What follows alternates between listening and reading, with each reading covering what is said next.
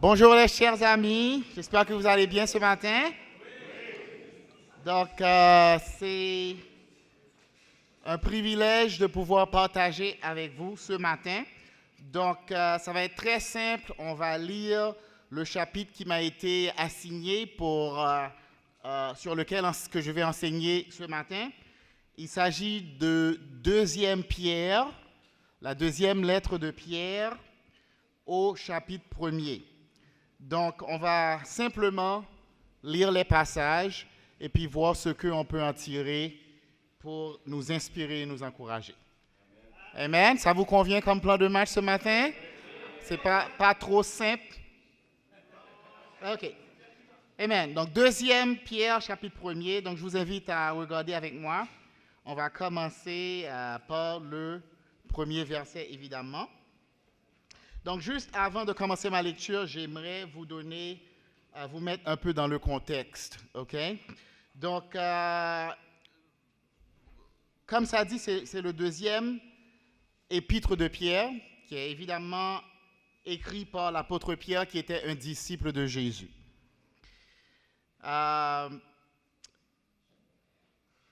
L'épître a été écrit dans la ville de Rome. Les théologiens disent, probablement, ils placent l'épître entre l'an 65 et 68 avant Jésus-Christ. Je veux dire, après Jésus-Christ.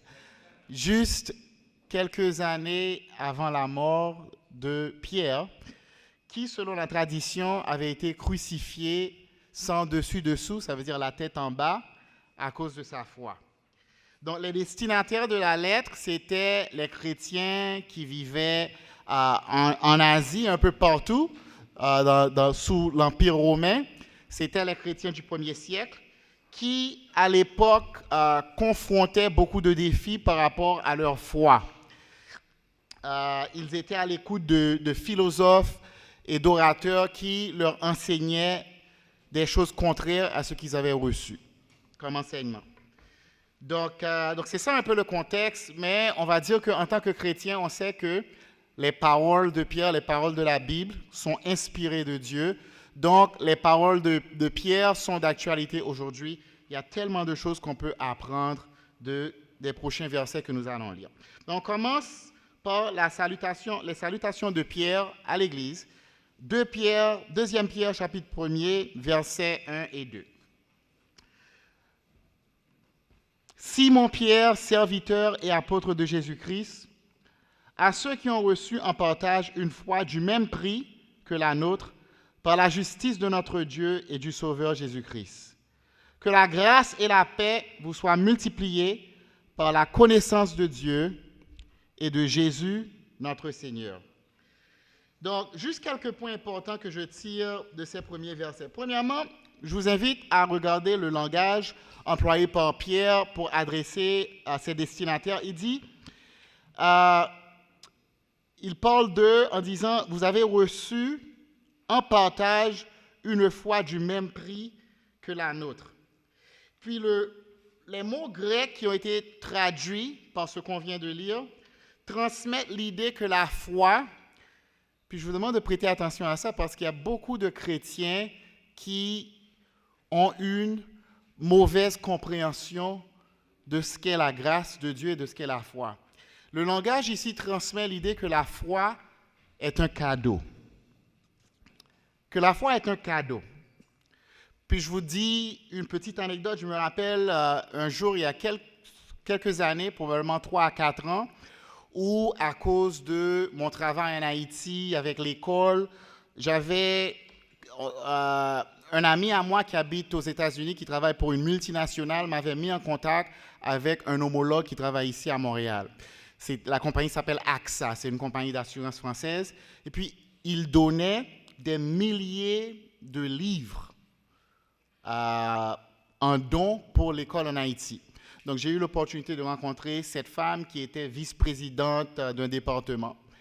Et puis, elle me parlait, elle me disait, mais pourquoi tu fais ça? Pourquoi tu t'impliques avec Haïti? Je lui disais évidemment que moi, je suis d'origine haïtienne, mais en grande partie, c'est le fruit de ma foi.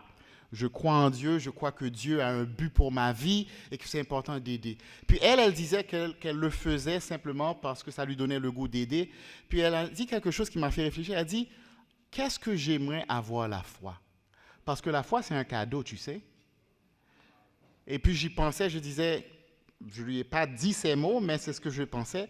Je lui disais, you don't know what you're talking about. La foi, ce n'est pas un cadeau, c'est une décision. Repends-toi et puis décide d'avoir la foi. Puis c'est ce que je pensais en moi-même. Puis en lisant les Écritures en profondeur, je réalise que non, la foi est un cadeau. Ça ne veut pas dire qu'il y a certaines personnes qui ne peuvent pas avoir la foi parce qu'ils n'ont pas reçu le cadeau. Ce n'est pas ce que je veux dire. Tout le monde a accès à la foi. Mais le problème, c'est que les gens de ce monde voient la foi comme un devoir, comme un fardeau qui nous est imposé. Alors, ce que la perspective va avoir, c'est que la foi, effectivement, est un privilège. C'est un cadeau que Dieu nous donne. Ce n'est pas un fardeau. Vivre par la foi, ce n'est pas un exploit. C'est un miracle. Les gens considèrent la foi comme un cadeau, un fardeau. Et ils voient leur vie, dans la foi, leur vie chrétienne, comme un exploit. Regardez ce que j'ai réalisé. Regardez ce que je suis capable de faire. Alors que la bonne perspective, la perspective chrétienne, c'est de réaliser que tout ce que tu fais par la foi est un miracle. Parce qu'en tant que pécheur, tu n'as aucun pouvoir, aucune force propre à toi pour réaliser quoi que ce soit qui soit bon aux yeux de Dieu. Donc tout ce que tu fais qui est juste aux yeux de Dieu, c'est par la puissance de l'Esprit que tu l'accomplis. La foi est un miracle. Donc, si on a cette perspective sur la foi, notre attitude est une attitude de reconnaissance et de joie profonde. Parce qu'on réalise la valeur, le prix du cadeau qu'on a reçu. Et on réalise que tout ce qu'on accomplit, on l'accomplit par la grâce de Dieu. Donc, je vous demande, est-ce que ça décrit votre regard sur la foi? Est-ce que vous êtes une personne remplie de reconnaissance et de joie profonde? Est-ce que ces mots vous décrivent? Là, je parle aux gens qui vivent dans la foi. Est-ce que ces mots vous décrivent? Une joie profonde, une reconnaissance profonde, c'est tout ce qui vous anime. Si tel n'est pas le cas, ça veut dire que vous avez manqué quelque chose. Il y a quelque chose que vous n'avez pas compris par rapport à la grâce de Dieu, par rapport à ce cadeau que vous avez reçu qui est la foi. Amen. Ensuite, au verset 2, Pierre dit que la grâce et la paix vous soient multipliées. Est-ce qu'on aime ça, la grâce et la paix? Est-ce qu'on aimerait recevoir la grâce et la paix en abondance? Mais il dit que la grâce et la paix vous soient multipliées par la connaissance de Dieu et de Jésus, ou du moins au travers votre connaissance de Dieu et de Jésus. Donc, il y a une corrélation entre la paix et notre connaissance de Jésus. Ça veut dire quoi? Ça veut dire le plus qu'on connaît Dieu, et je ne veux pas dire seulement sous une dimension intellectuelle, je veux dire le plus qu'on grandit dans notre relation avec Dieu, le plus on est habité d'une paix profonde. Donc, une corrélation directe entre notre marche avec Dieu et la paix. Si tu es quelqu'un qui n'est pas en paix, regarde dans ta relation avec Dieu. Parce que la paix ne dépend pas des circonstances comme on aimerait le nous faire croire.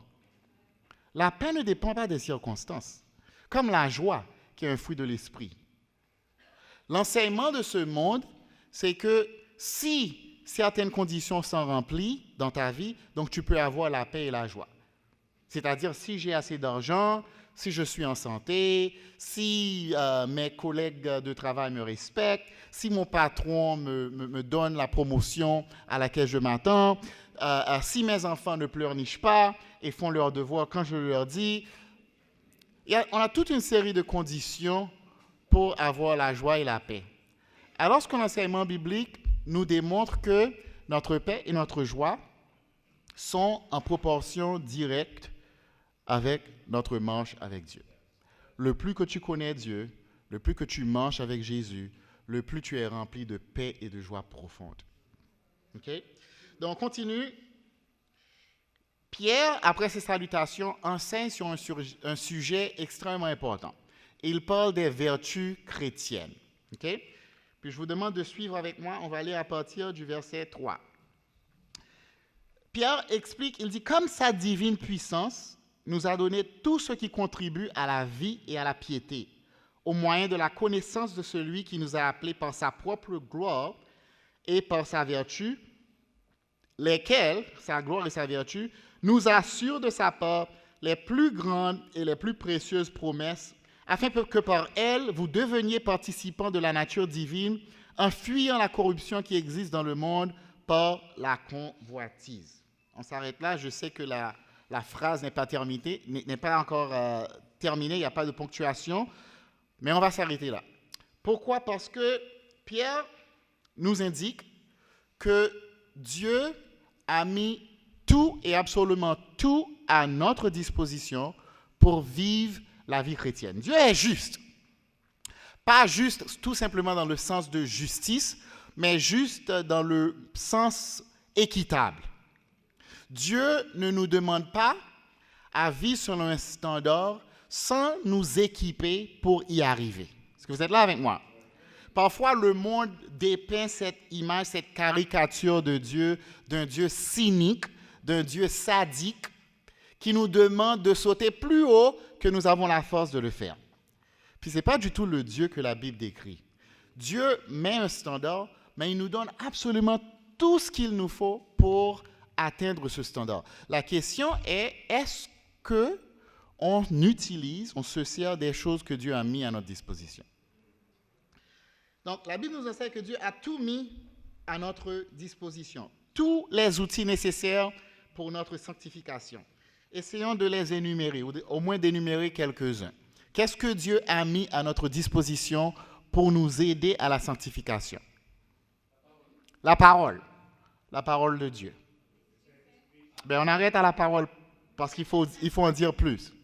La question, c'est est-ce que vous, en tant que disciples de Jésus, et même en tant que ceux qui explorent, qui cherchent à avoir la foi, est-ce que vous utilisez la parole de Dieu? On était en réunion avec les frères mercredi dernier, puis quelqu'un partageait sur le fait que les disciples doivent au moins lire la Bible entre 3 et 4 fois par semaine. Puis je n'en revenais pas, j'ai été surpris d'écouter ça, parce que je me disais, ça n'a aucun sens pour moi. Parce que si on veut marcher avec Dieu et arriver à la sanctification, et Dieu met à notre disposition sa parole, pourquoi se limiterait-on à l'utiliser 3 à 4 fois par semaine? J'en revenais pas. Dieu nous donne sa parole. Encore une fois, si c'est un devoir de lire la Bible, assurément, on va essayer de le faire minimalement parce que c'est un devoir, c'est un fardeau. Mais si c'est un cadeau, si c'est un privilège de parler avec Dieu et d'écouter sa parole, la logique nous dit que l'attitude à avoir, c'est de baigner dans la parole le plus que possible à chaque opportunité. Dieu nous donne sa parole. J'ai entendu dire que l'esprit, Dieu nous donne son esprit qui habite en nous. Mais c'est vraiment intéressant de ce phénomène d'être habité par l'Esprit de Dieu.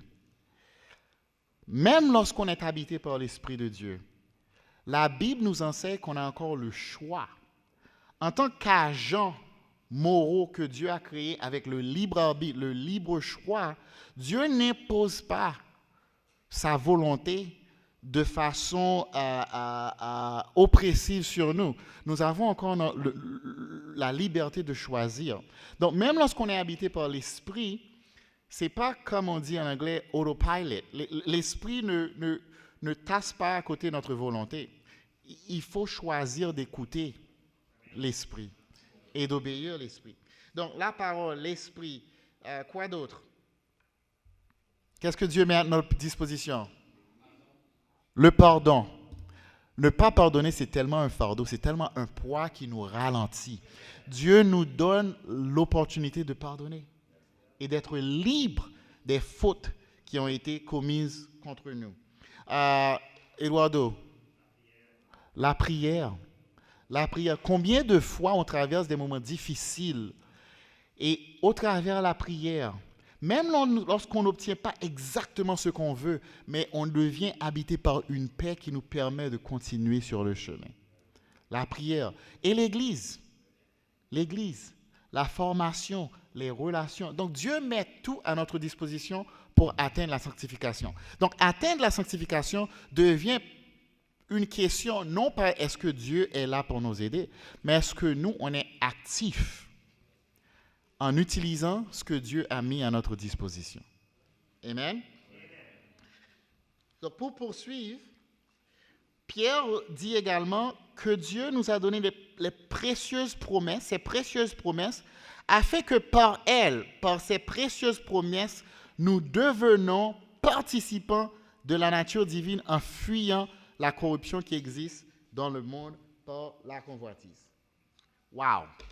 Ce passage est tellement riche. On pourrait passer le reste du mois de mai sur ce passage, sur ce verset.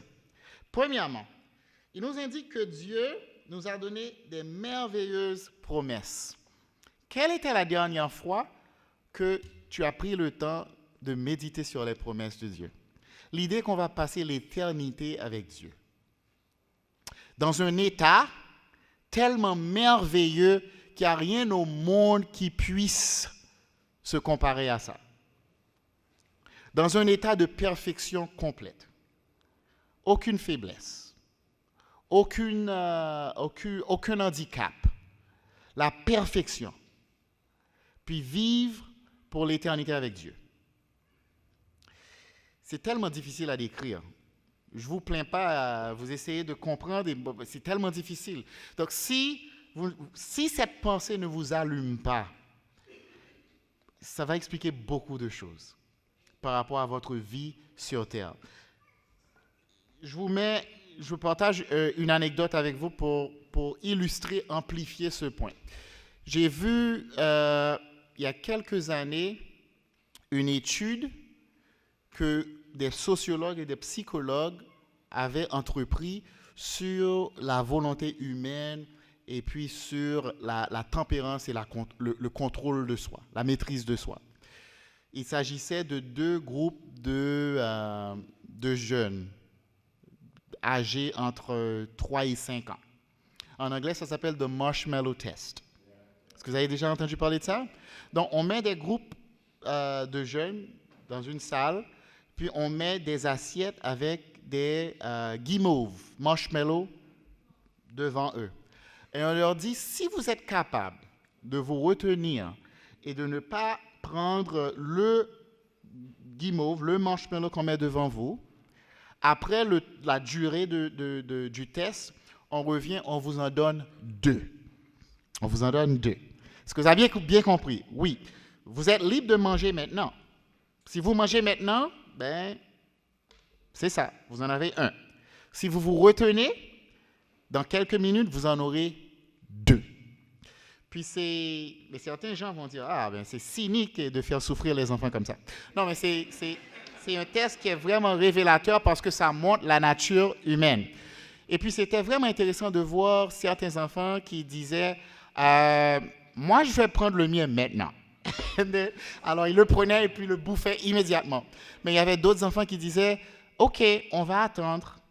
Puis, c'était intéressant de voir la lutte intérieure de ces enfants-là. Il y en avait qui reniflaient.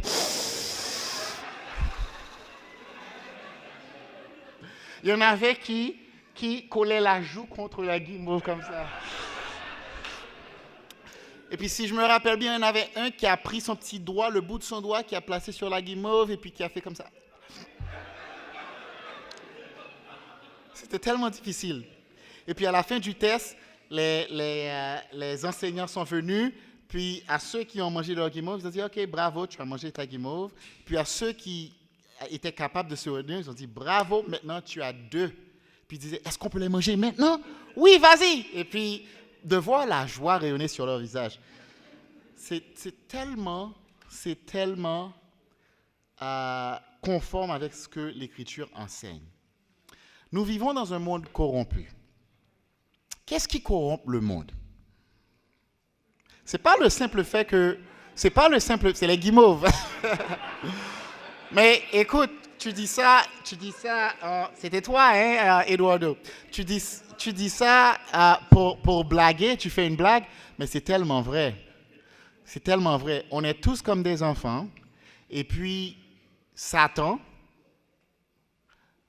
vient devant nous, et puis il nous met une belle guimauve devant la face. Et puis Dieu te dit, écoute, si tu te retiens, ce que tu vas recevoir en récompense va faire pâlir cette guimauve en comparaison. Mais Satan dit, mais pourquoi te retenir? Tu peux l'avoir maintenant. Puis c'est ça la lutte. La Bible dit que le monde est corrompu parce que l'homme ne peut pas se retenir. L'homme ne peut pas se retenir. Il n'est pas content d'avoir sa femme, il lui en faut une autre. Il n'est pas content d'avoir ce qu'il a en termes de possession matérielle, il lui en faut plus. Lorsque quelqu'un lui fait du mal, il n'est pas capable de se retenir, il faut qu'il fasse, il faut qu'il donne représailles, il faut qu'il rende l'appareil, la monnaie de la pièce. C'est ça le problème humain. On n'est pas capable de se retenir. Cependant, intrinsèquement, Dieu nous donne la capacité de nous retenir si nous avons quelque chose de meilleur comme promesse à laquelle s'accrocher. On le fait tous dans la vie de chaque jour. On est capable d'aller travailler 40 heures par semaine parce qu'on peut se reposer la fin de semaine. On est capable de travailler 50 semaines l'année parce qu'on a 2 semaines de vacances qu'on va passer à Cuba. On est capable de travailler toute sa vie parce qu'on se dit, à 65 ans, je vais prendre ma retraite. On est capable d'endurer la tyrannie d'un mauvais patron parce qu'on se dit, il va se faire virer et puis je vais obtenir le poste moi-même un jour. Ok, je dis n'importe quoi. Mais l'idée est qu'on est capable de se retenir lorsqu'on a une promesse qui vaut la peine. Puis Dieu est en train de dire la solution pour fuir la corruption de ce monde, parce que le monde se dégénère. Ça va de mal en pis. Puis la solution, ce n'est pas de tirer la force en nous-mêmes. On n'a aucune force en nous-mêmes. On n'est pas capable de se retenir. La solution, c'est de s'accrocher aux promesses de Dieu. C'est vrai que Satan nous fait des offres alléchantes. Tous les jours. C'est vrai. Que les hommes sont tentés par les femmes, que les femmes sont tentées par les hommes, que nous sommes tous tentés par la bouffe, on ne peut jamais en avoir assez. On est tenté par l'orgueil, on est tenté par les honneurs, on est tenté par tout. Puis Dieu nous dit tout simplement, il ne faut pas être dans le déniement qu'on n'est pas tenté. On est tenté. Mais on peut quand même renoncer à la tentation si on s'accroche aux promesses incroyables de Dieu. Dieu dit qu'il nous promet, il dit que ce qu'il nous a réservé est tellement au-delà de l'imagination. Il n'y a rien au monde qui puisse décrire ce que Dieu nous a réservé. C'est incroyable. Donc, en tant que chrétien, on doit se concentrer sur les promesses de Dieu. Amen?